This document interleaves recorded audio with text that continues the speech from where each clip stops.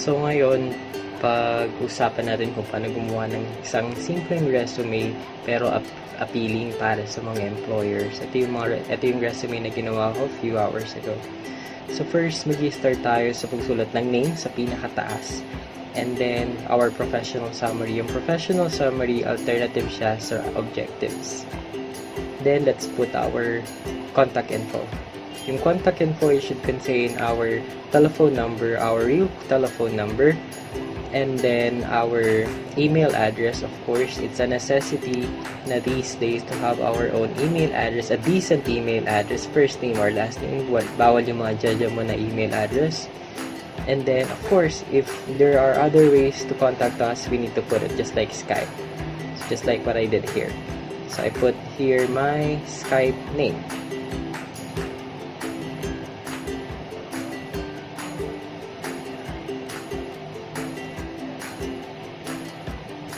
Then, after putting my contact info, I actually put my socials.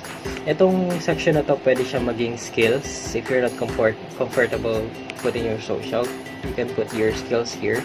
But here, I put my socials for LinkedIn, Facebook, and Twitter.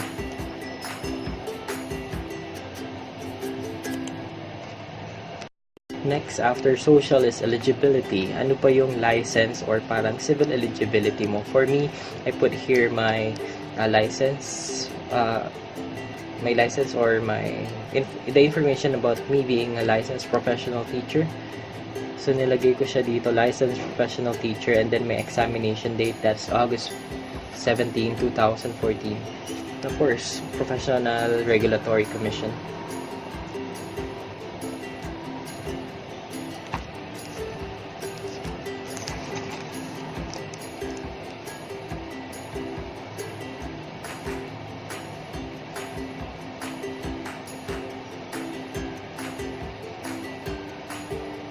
Next, of course, after the eligibility, I'm going to put the references. But let me move first the other sections para magkasya. Tsaka mas bumagay. I put here the references. So, references, ito yung mga tao na medyo nakakilala sa akin and how I work. Then, I put here, as an example, name or yung mga deans. Pwede, sulat ko yung pangalan ng mga deans or mga managers, their company, and then their contact information just like their phone number or and of course their address.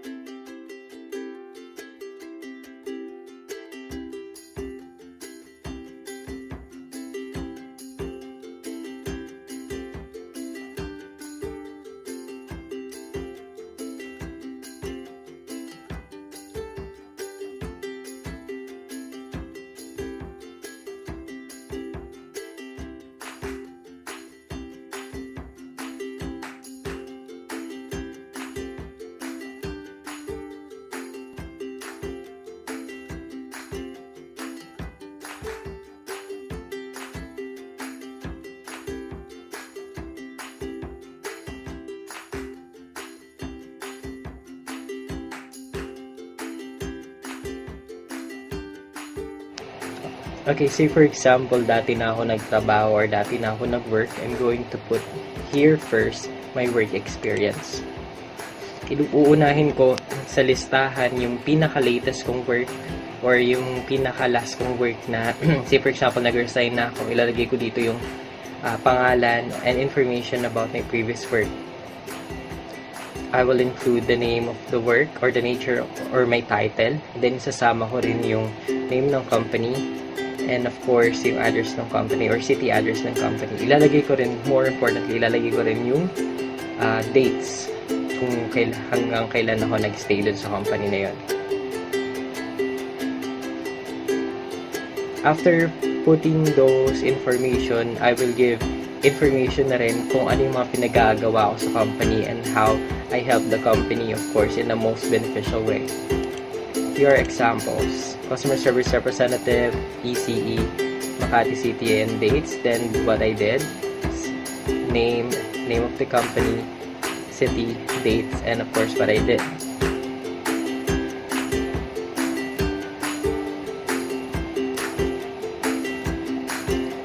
Next, I'm going to put here education.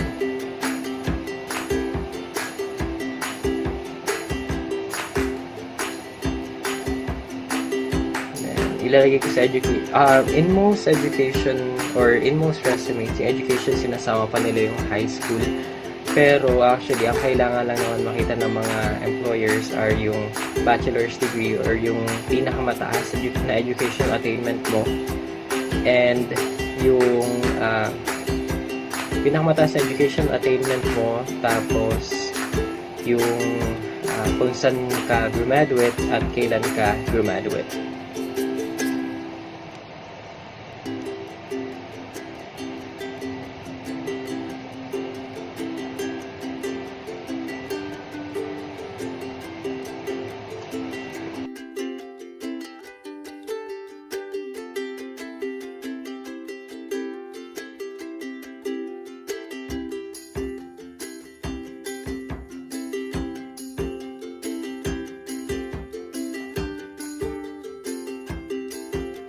After putting my educational attainment, I'm going to put my professional skills. Professional skills na sa tingin ko ay kailangan sa trabaho na ina-applyan ko, and that's also what you're going to do.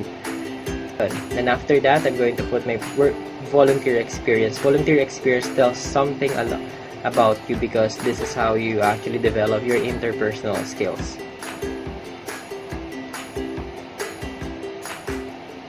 Next, after putting your volunteer experience, kindly put your professional affiliations. Or minsan sa college, yung mga organization na member ka. Importante to, especially if you're applying for a very academic position. Include the name and of course the date of affiliation.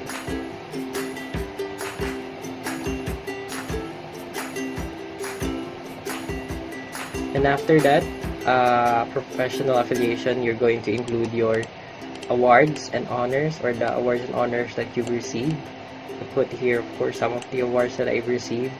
The name of the award, the organization who gave it to me, and then the year. Name of the award, the organization, and then the year, and what kind of award is that.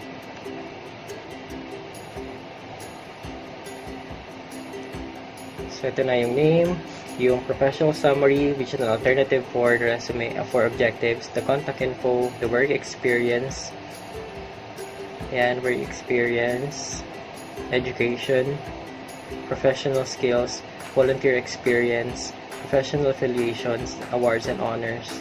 And then here again, the social, contact info and the social, eligibility, and then references.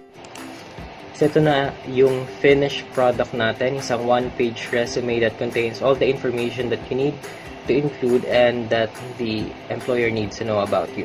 Ito naman, say for example, you're a fresh graduate and then syempre wala ka pa masyadong work experience. Ang uunahin mo kung fresh graduate ka dahil wala kang work experience ay yung education mo. Then after putting your education, and same contents lang, but of course you need to include your seminars and trainings attended from datas to all this. Then dun sa unang example, it's actually depende sa'yo kung i-include mo tong seminars and trainings na na-attendan mo.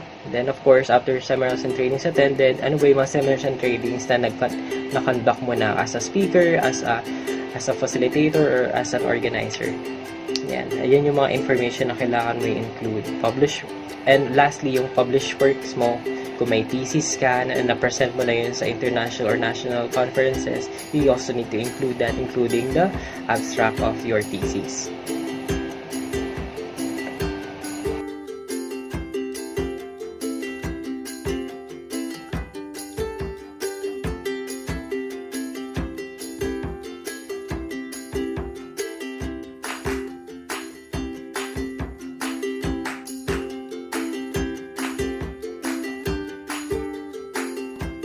done with the 2-page resume that include the seminars, trainings, and conducted and attended. This is for fresh graduates.